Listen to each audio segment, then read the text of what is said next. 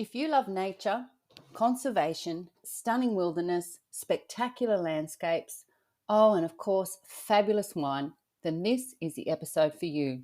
Today, we are talking all about the most southern wine tasting and wine cellar door in the world.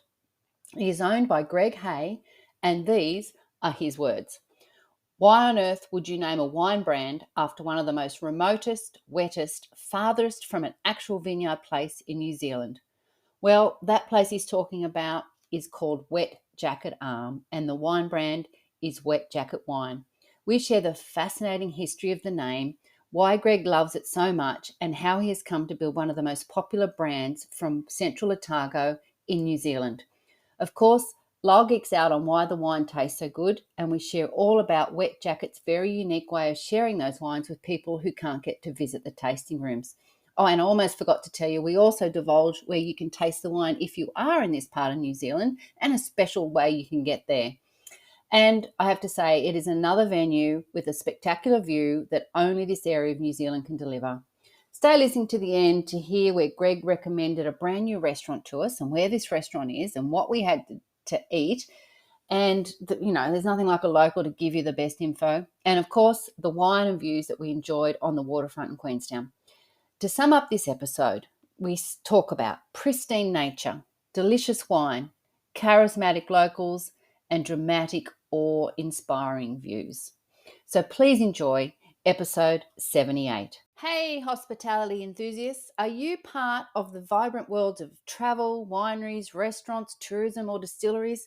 Imagine showcasing your unique business on our podcast. This podcast you're listening to now.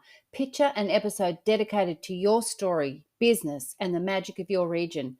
We're all about sharing extraordinary tales with our listeners, whether you're crafting exceptional spirits, curating culinary delights, guiding travellers, running a tourism venture, or creating fine wines, or anything in between. We want to hear from you.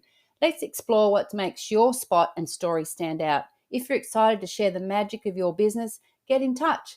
Click the link in the podcast description, or you can email me, Leanne, Leanne, at beachtravelwine.com. Let's spotlight what makes your business exceptional, so we can't wait to hear your incredible story. Morning, Lyle. How are you going? Morning, Miss World. How are you? I'm really well.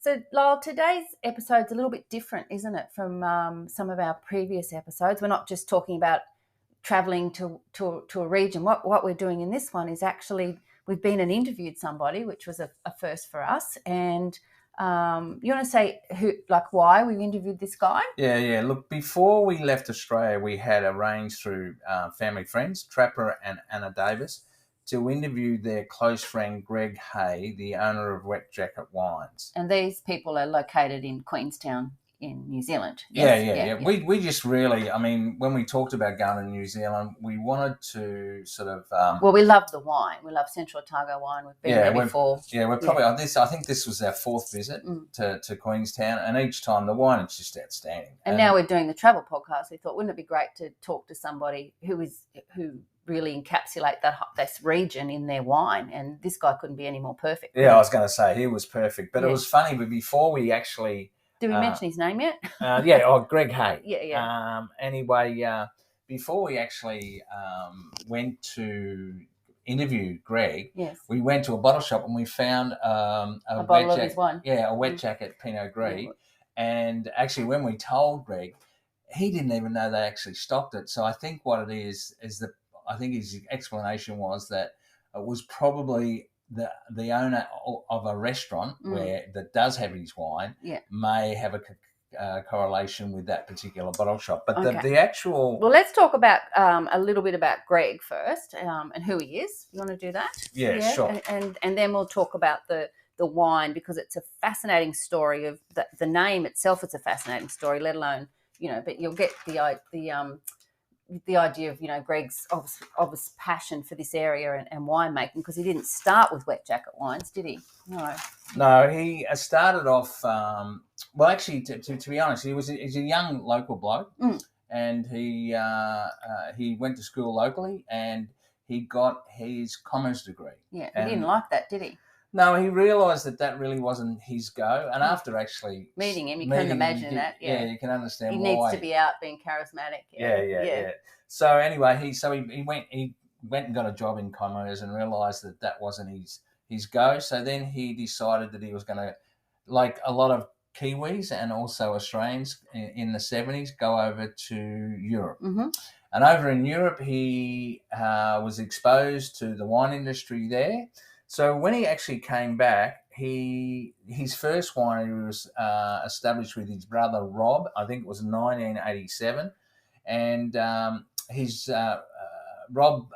his brother's Rob Hay, and Chard Farm was really one of the very, very first wineries in Central Otago that has become very successful and is still very successful. And the Chard Farm takes pride in being entirely estate grown, drawing grapes from diverse vineyards situated in the Gippsland, Lowburn and Parkburn sub-regions of Central Otago. And I'm just going to throw in here, we are going to do another podcast on a whole lot of different wineries in this area, but Central Otago is the most southern wine region in the world. Yeah, that's correct. Yeah, it's 45 degrees south. Okay. Yeah. So, and then after Chard Farm, came back in the 80s, started up Chard Farm with his brother, did that for quite a while. Was a pioneer in the area, and then until in the late 1990s, he sort of went and, I suppose, got some diversified a bit. Yeah, he diversified a bit. He actually founded Peregrine Wines. Yes. And he got together with some other shareholders. Mm-hmm. And now Peregrine Wines is very, very well known and quite a large winery now these days. And in 2003, he was joined by Fraser and Lindsay McLaughlin. And so that's sort of his background. And then not all of a sudden, but I'm sure he was planning this for a while, he started out on his own. That's right. And he had like a winemaking friend, didn't he? Yeah, his winemaker is Peter Bartel. Yes. So they joined forces and started Wet Jacket Wines. And started Wet Jacket Wines, basically, yeah. So and the thing, is there anything else you want to tell me about the history of Greg and why he's so good at making wine, or can I move on to the history of this Wet Jacket Wine name just fascinates me. That's all. Look, I think just a couple of things that Greg has decided to focus on Wet Jacket Wines. While his vision is to keep the brand small and personal with a focus on unique storytelling ethos. With a production of between 2,000 and 3,000 cases a year, Wet Jacket is a boutique winery with cellar door as the only retail outlet and online sales, while main production focuses on some Pinot Noir and Pinot Gris. Yes, we stop it. Yes, okay. You will also see other grape varietals such as Riesling, Gewürztraminer, Rosé, Sauv Blanc, and Chardonnay. Okay, now I do like this is a quote from Greg which is right on the sort of a page, their website, and I'm just going to say I'm going to put a link to their website in the show notes because it is amazing. It's not just wine, as you'll find out in a little while. Now, this is what Greg said. Why, like he's questioning himself, right? Why on earth would you name a wine brand after one of the most remotest, wettest, farthest from an actual vineyard place in New Zealand? And that place is called Wet Jacket Arm, right? And can you tell us about Wet Jacket Arm? Because it's a fascinating story, isn't it? It's unbelievable. And look, to be honest, both Leanne and I, when we first met Greg, he's so charismatic. He has a smile. Yeah, he does. His smile was warm, and his demeanour was confident and reassuring, and his storytelling, seriously, really interesting and rewarding. So here we go. This is the story of Wet Jacket Wine, how it got its name. And so go and have a look at the show notes that go with this episode. I'll put a link in the podcast description, and you'll see some bottles with the Wet Jacket branding on it, and you'll see how it all fits together. It's fascinating. Go. Yeah, look, Wet Jacket has a special place in Greg's heart, as well as its historical significance to New Zealand. New Zealand, having spent more than 20 years exploring fjordland, predominantly in Tamatea, Dusky Sound, and Te Puataha, Break Sea Sound, and Wet Jacket Arm. Greg feels utterly at home here. He spends his time hunting and gathering, using local delicacies for indulging his passion for cooking and creating wild food dishes. The actual name, Wet Jacket Arm, was attributed to Captain James Cook, who on his second trip to New Zealand in 1773 arrived on the ship the Resolution after 133 days at sea. He moored in Tamatea, or Dusky Sound, in a very tight, snug little cove, not much bigger than the vessel. The spot was called Pickersgill Harbour. He stayed here with his crew for approximately 6 weeks, during which time the longboats were sent out in all and every direction to record the depths of this amazing, vast internal waterway. All right, just quickly, there's some pictures also of how they did that. I think it's fascinating how they measured it, the longboats and things, and that's part of the brand as well. They've got that, which is on the website. Really interesting. Sorry. With weighted drop lines, which is what you're talking about, on one of the longboat trips, the crew came back to Pickersfield after several days recording. Having been caught out in a ferocious fjordland storm, absolutely drenched, they were asked by Cook where they had been the past few days to attain this sodden state. From there, Wet Jacket Arm was added to the list of inventive place names.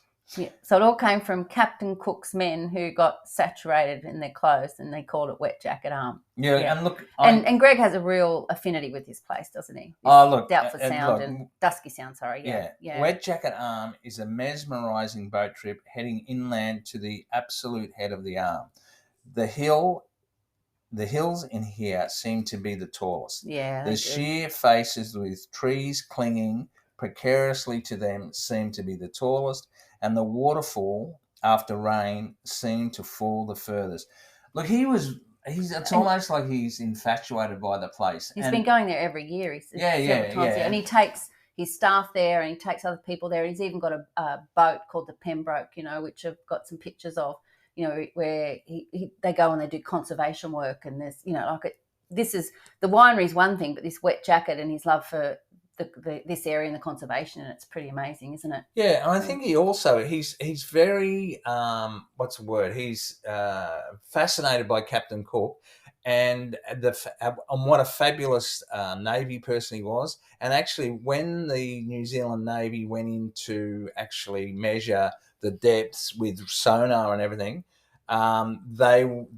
what Captain Cook had done was so accurate. Wow, and really? Seriously, really good. And actually, he obviously Captain Cook discovered or calculated the latitude and longitude of New Zealand. So basically, Captain Cook put New Zealand on the map. Well, I guess we should get back to the wine a little bit, and this is where Lyle geeks out a bit. He's and this is why it's not really geeking out. You're explaining why the wine in this area is so good, and it's because of the location, really. Yeah, all that's true, including the fact that I geek out. I accept that. And if geeking out on wine means you get to taste it. Well, the other side is too is I also want to show as much respect as I can to Greg, and what his business is. So, look, in Greg's words, there are lots of places you can grow grapes. There are lots of places you can make wine, but there's very few that have got this sitting at their back door. Now, I wasn't sure whether Greg was talking about the views of the the remarkables. The views at the back door. The water. Whether it's the snow-capped mountains, the mirrored and spectacular Lake Wakapitu. Tipu, yeah. I wrote that down wrong. Or the terraced vineyards, crystal clear rivers that spread out all over Central Otago. Or did he mean all the amazing natural advantages that Central Otago provides? Oh, what would those amazing natural advantages Isn't it surprising that you asked me that? Greg prefers to source his grapes from the Cromwell Basin, which has developed into Central Otago's most significant wine-growing sub-region and a central for winemaking facilities as a result of its distinctive terroir and climate. Now, the terroir basically, in wine man's talk, is like the geography. It takes into everything, the soil, that the sunshine, the temperature, all the stuff. The grapes. So the basin contains a variety of glacial and glacial-related sediments dating from the present to 650,000 years ago. So that's unique. Yeah, sure. Okay, then you've got the warm not all wine regions are glacial, exactly. Areas. Yeah. So, and of course, what happens within those glaciers, and when it carves out the rock, there's different soils and sediments that come with that. Sure. So that's why it makes it unique. The warm, semi-arid climate, schist soil, and seasonal temperature extremes make Cromwell ideal for grape cultivation. Now, like slate, schists. I think I got it right the first time. Sorry, Greg, but anyway, is a. Do you want to spell it for me? It's SCHIST. Yeah. Shit. So if you took the S out, anyway, we won't go there.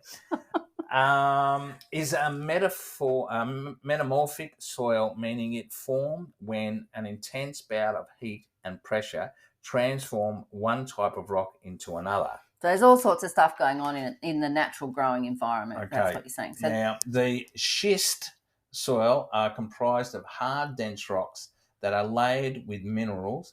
These soils are generally flaky, retain heat well, and create some of the world's biggest and boldest reds. So Pinot Noir. Yeah, a lot of we talk about in Europe, the best wines are in these cooler climate areas, you know. So Cromwell has both terraces and valley floor that are running parallel to mountain ranges. Here, these are richer and fuller because they're from the valley floor. So that explains itself. Yes. Cromwell's location also supports the extremely positive diurnal effect in relation to growing grapes. Now, diurnal is like the difference between the warmest temperature of the day and the coldest temperature at night. Basically. Is the difference between average daytime high temperatures and the average nighttime low temperatures. Large diurnal shifts allow grapes to maintain high acidity, and of course, because it's at south 45 degrees, that's again unique because it's the furthest place south in the world that we grow grapes.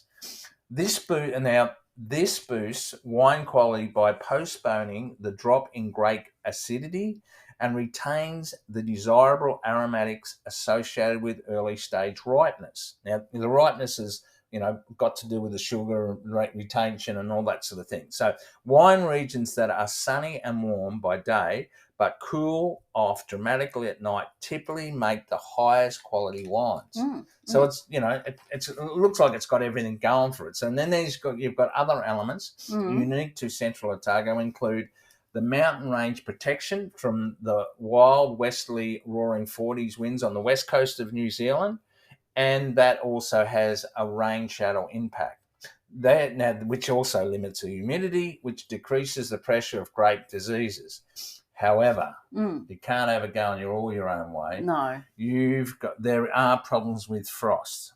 Yeah. Now, if the air temperature of a fog is below 0 degrees centigrade, then the tiny water droplets remain in liquid form. However, if they come in contact with objects such as trees, leaves, and grapes, they freeze, covering the surface with rime known as hoar frosts. Yeah, so I grew up in a cold climate where there were frosts, and if it was a still night, you knew it was going to be frosty in the morning because the fog or the droplets you're saying lands and they freeze. They touch when they touch grass and the trees and that sort of thing.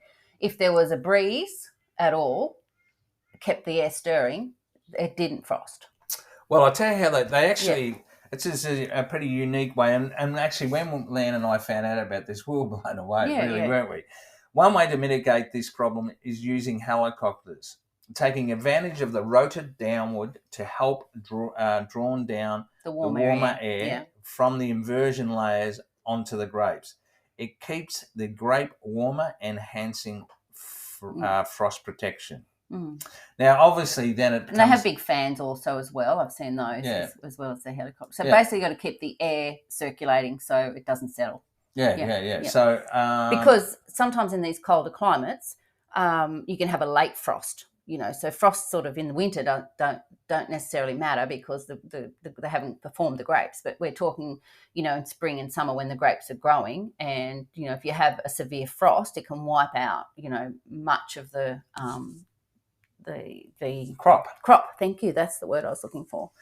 So look, so there's all these geographic and environmental pluses, like advantages this area's got, but then of course it comes down to the winemaker. Well, yes, but also you're saying all of that, but when it comes down to it, for a novice like me, I appreciate. I wouldn't say you're a novice wine drinker, Leonita. Well, I was just saying, for someone like me, all that's interesting and fascinating, but I just know now that this Central Otago has some of my favourite wines, in the world, really. Absolutely, and closely maybe followed by Tasmania, which again is a cold climate. It is. Yeah, and look, it was quite funny when we were talking to Greg about Tasmanian wine, and he loves Tasmanian wine, but he made it very, very clear that where he is at 45 degrees, whereas Tassie is at 42 or 43 degrees. So that couple of degrees in Greg's calculation makes all the difference. But although Greg, he was really, really extremely generous with his praise for his viticulturist or stroke winemaker and mate, Peter Bartel, he did give the impression his own knowledge, experience, and I think the word that really stuck to me was his instincts regarding winemaking. Obviously, very, very important in wet jacket wine. I'd actually say even he's a bit of a risk taker. Oh, absolutely. Yeah. And you know what, mate? It's funny you say that because when I was doing all the information on this, I really got a correlation between Captain Cook's, exploring and that sort of thing, and his hunter-gathering sort of thing. That he likes the old style, but he's really an explorer as well. Sure. And in Central Otago wine. So I'm glad you brought that up because I was wondering how I was going to, include that. But I really got the impression with that. So, but he, one of the things that's very important to Greg is, obviously, the area, the winemaking, all that stuff. But that he has a huge concern about conservation in these sounds.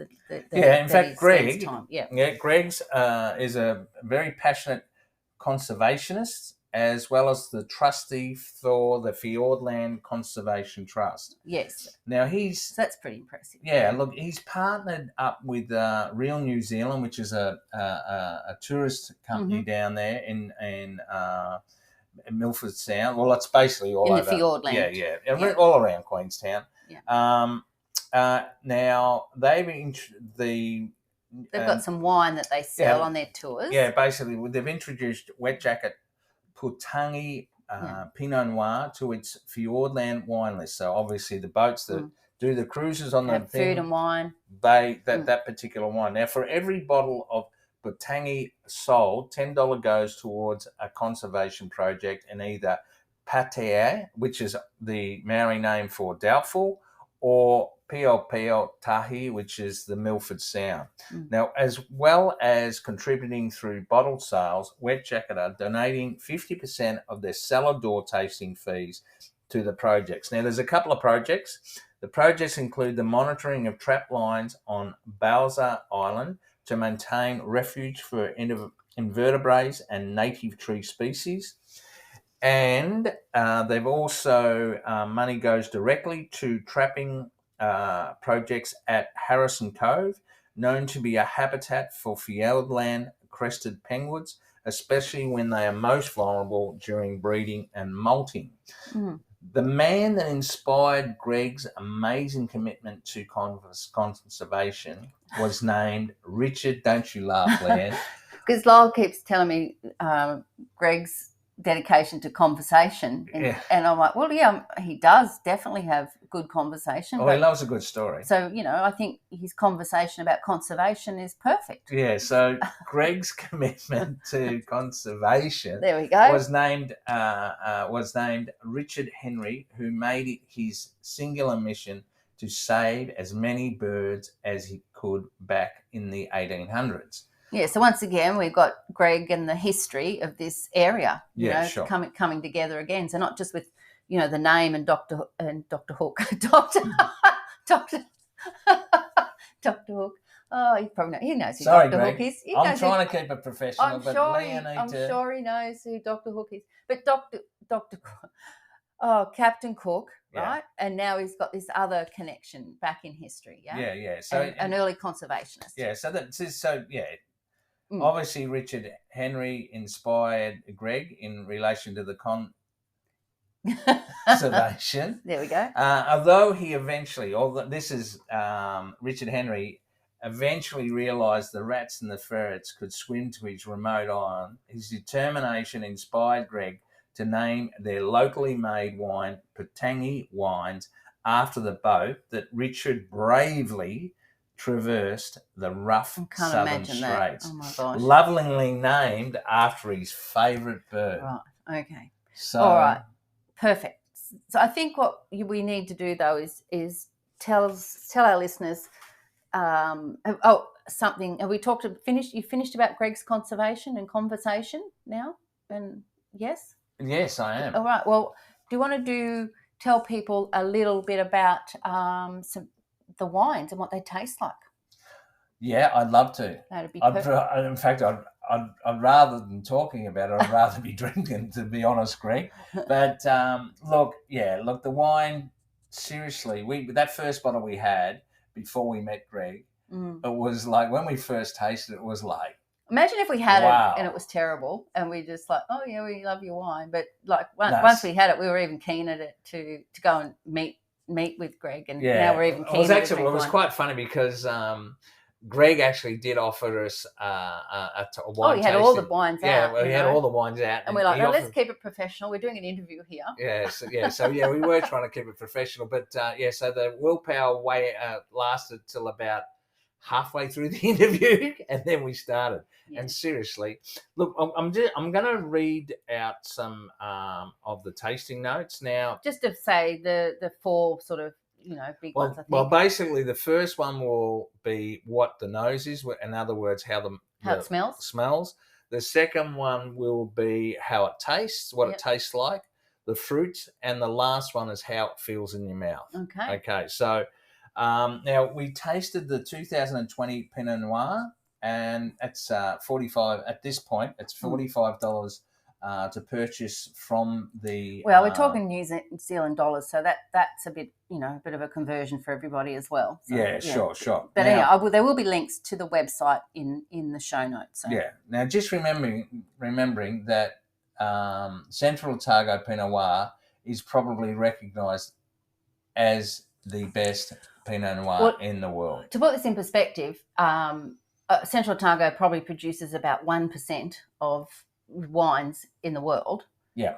Yeah, the whole Central Otago, but this Pinot Noir is world famous. Yes, yeah, absolutely. So, think about that. This tiny little, production is known all over the world. And you're going to have some proof of that in a minute, actually. But anyway, let's give it some taste. Pinot Noir, let's go. Okay, so the Pinot Noir, it's fragrant blackberry, dark chocolate, smoky char, and dried herbs. Yum. So that's the smell. The lush entry with sweet, ripe cherry, plum, and dark chocolate. There's nothing there I don't like. With hints of caramel, spice, and tobacco. Okay.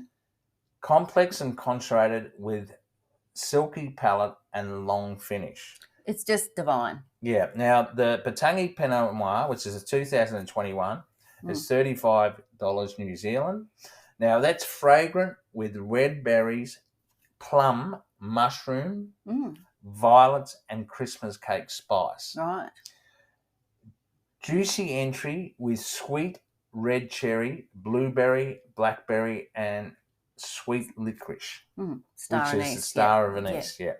Concentrated with super silky textured with long spiced red fruit finish. Okay, so that's a bit lighter than the other one. Yeah, it is. But Jesus, it is spectacular. Sure. Now, the 2022 Wet Jacket Pinot Gris. Now, yeah, we're we're a little bit biased. Yeah, we love the old Pinot Gris. Fragrant with ripe pear, white nectarine, peach, apple blossom, and citrus. Now, the juicy entry with ripe apple, pear, melon, and lemon. Now, it's complex with well balanced, with good concentration and a long, minerable and ripe citrus finish. Divine. We loved it. Yeah. It's the best. Yeah. 2022 Wet Jacket Sauv Blanc. This wasn't bad either, just quietly. Oh. Yeah, just quietly. Shame it's not quiet. Okay, so... where would it be 1 o'clock? We should be doing a tasting while we're doing this. Yeah, and this is it. We're having a day off today, We aren't are, we? yeah. Oh, man, I'm not sure that's going to last. Fragrant with passion fruit, citrus, and white melon with hints of gooseberry and jasmine. Tropical flavours of ripe gooseberry, passion fruit, and lychee. My favourite. Leanne's favourite. Concentrated with bright acidity and long mineral finish. Yeah, that sounds absolutely divine. Yeah, yes. I mean, Greg sort of did say during the interview that he feels that his focus is more on mineral rather than aromatic. But he also said that he believes that Pinot Gris is going to become more and more prevalent in Central Otago. In Central Otago. Good to know. Yes. So there's just one other. Yeah. Now, the reason why I'm bringing this up is we did try it. It was a 2021 Wet Jacket Gewürztraminer. That's $32 New Zealand. Now, Gewürztraminer to me has always been a bit sweeter, but it's fragrant with pretty rose petal, guava, Turkish delight, lime zest, and river stone. It's sweet apple and baked pear on entry. Complex mouth-filling and softly textured with nice concentration and long finish with a sweet flourish. Now, I listened to a... There's a podcast called Wine for Normal People. Yeah. And the lady's name that has that or owns that or produces that is Elizabeth Snyder. Now, she had a guest on one of her shows, which was, I think it was, Wine for Normal People, episode 212. And her guest was Simone Madden Gray. Now, she does podcasts and she's a Kiwi. She's from Dunedin, so she's a local girl, but she lives in Australia now. And she was extremely complimentary of the Wet Jacket Gewürztraminer. Yeah, extremely. So that's a very famous wine podcast. Out of the States, and so this is pretty incredible to be recognised for that, isn't it? Yeah, well, I listened to it randomly, I suppose, and there's one on Central Otago. Well, there's basically one on New Zealand wines, and so Wine for Normal People. I'll put a link to that in the show notes as well. Is that sure. A good idea, don't you think? Yep. So we're sort of geeking out a bit here on wine tasting and all that, but I guess it is a podcast about wine. Yeah. But Greg has a pretty unique philosophy about winemaking, doesn't he? Yeah, and this is I actually got Leanne. Asked him, Leanne he told us this. So. To ask him this question, and his response was, "I have tried along the way to find horses for courses when it comes to sites for different varieties that we have.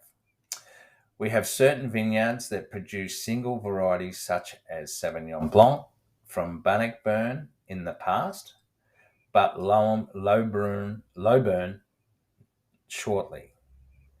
And the same with Riesling. The Gewürztraminer grape are grown in Alexandra." So, and when we spoke to him, he was very adamant that that's the way he likes to do it. He likes to find the best grapes in the areas to make the wines. Yeah. He also said, however, to help with texture and complexity, and possibly allow more consistency during different seasonal swings, we enjoy blending Pinot Noirs and Gris with different sites throughout the region. Okay. So it's almost like he's got this love of cooking and recipes, and it's almost like I can see a correlation between that and the way he picks the best ingredients, i.e. grapes, from different places, puts them together. So he's not limited by having his own vineyards. Just his own vineyards, yeah. Yeah. So look, it's where can we taste this here wine? Well, we can taste this here wine. Greg's we're as you probably we're in Central Otago and we're in Queenstown.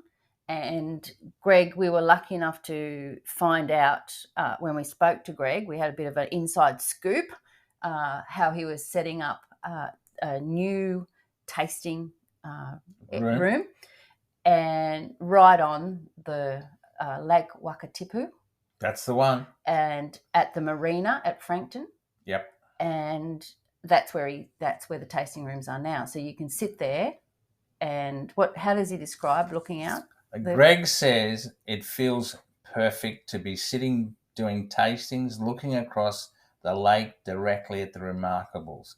It is the most southerly wine tasting room in New Zealand and therefore the world, and the closest to Wet Jacket Arm in Fiordland. Yeah, so pretty cool. Yeah, and it's just that just suits Greg as we've come to know him. And here's a little hint: you can actually hop on the water taxi in Queenstown.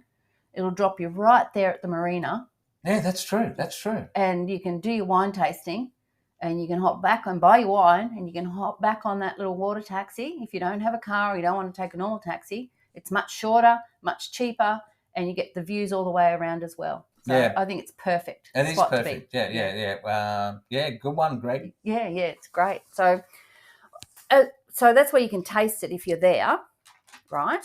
What about if you can't get to Queenstown and you want to buy the wine? So you can go on their website, which is... And I'm going to put a link to that in the show notes, that you go to the description on the player you're listening on now and click on the link to the episode, and all the information about Wet Jacket wine will be there, including how you can buy it. Yes, online. Yep. Yeah, and so it's the website, all the W's, wetjacket.nz. Yes. You order online. You can order in Australia. It's either a 9 or a 15 bottle case. They also have people that have a subscription. Theirs is called, you can become a providor. Yeah, that's correct. And that means you get 2 deliveries a year. Yeah, two cases. And now this is in New Zealand. I'm not sure about other parts of the world, but you could find that out by emailing. No, you can. Okay. So the Wet Jacket Providors commit to purchase 2 cases per year. They come in May and November, obviously depending on the harvesting, I suppose that comes down to it. Now there's 12 bottle cases in New Zealand. Yes. And 15 for Australia. Okay. So I don't know why they've got 15 bottles. And you can a weight thing. Yeah, and free freight in New Zealand and Australia. Mm-hmm. Now the freight, I looked it up, and it was about $100 for a carton of 15. Like it was the same for about a carton of 12 and 15. But what else, being a providor, does that get you though? Okay, or rather than just wait for them to send what they think's good, you can actually customise your own selection. Okay. The subscription fee unlocks the following rewards: access to older vintages, first look at new releases, invitation to providor events. Obviously, that's going to be much easier if you live on the South Island. And priority. We get invited. Yeah, there we go. Greg, if you invite us, we'll be there, mate.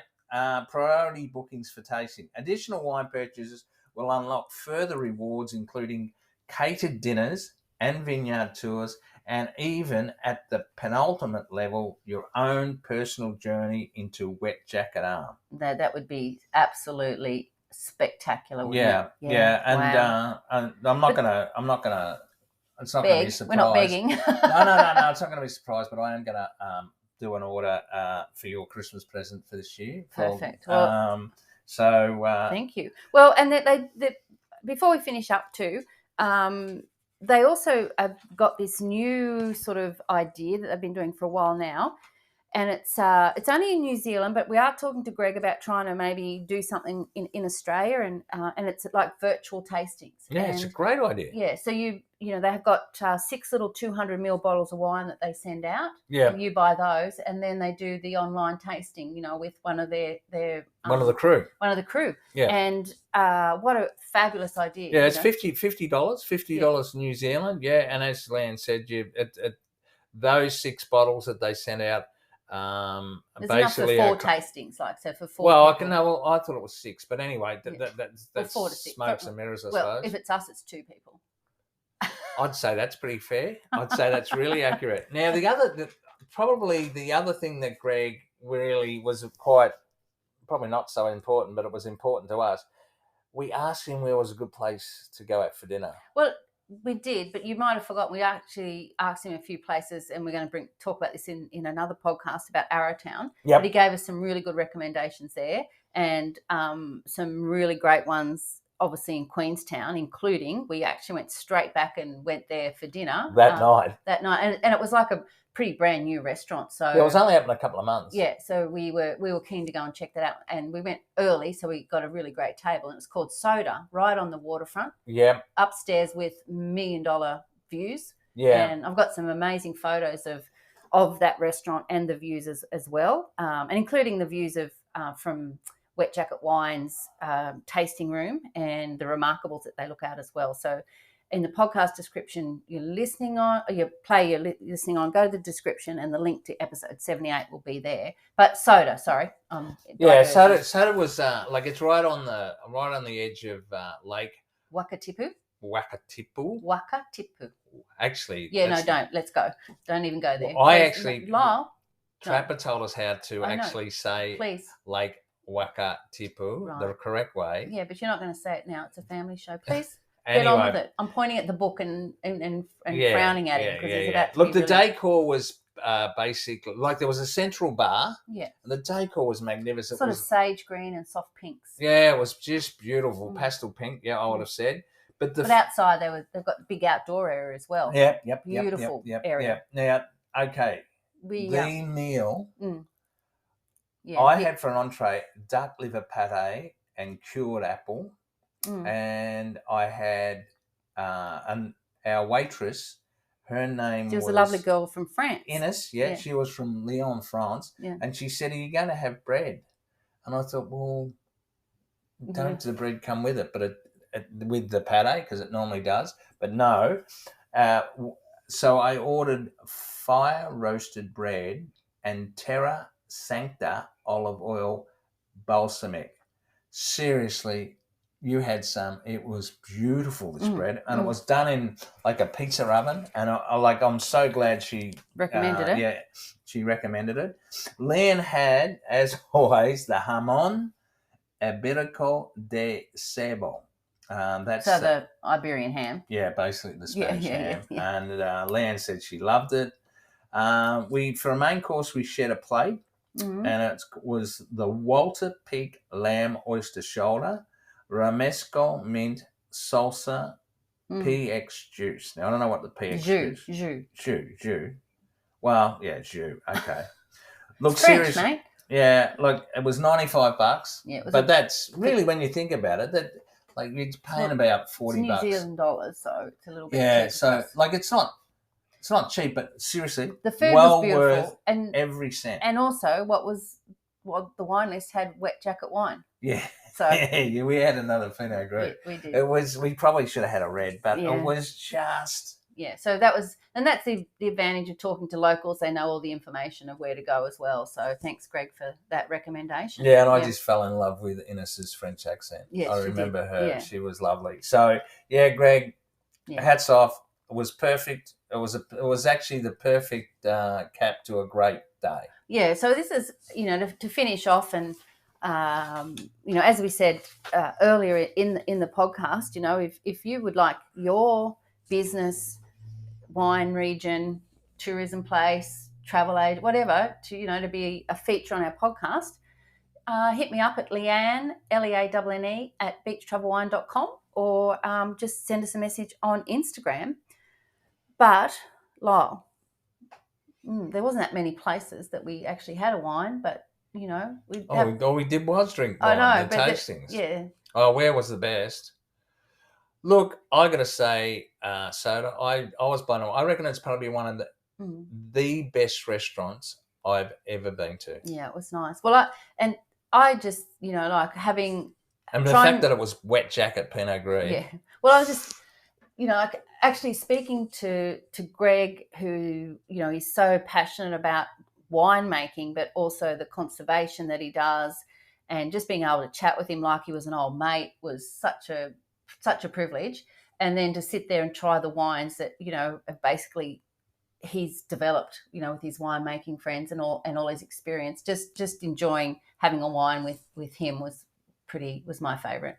Yeah, look, yeah, you're probably right. It was like he was so charismatic and such a nice and welcoming man.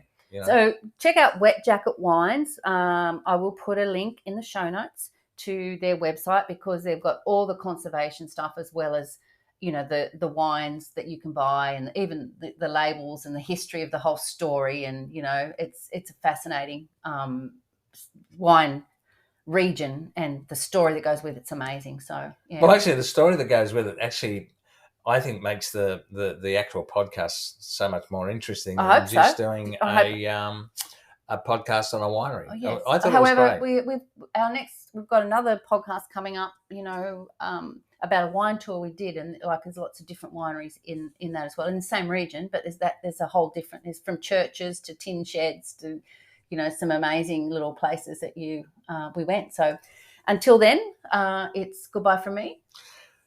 Arrivederci. Really? I don't know.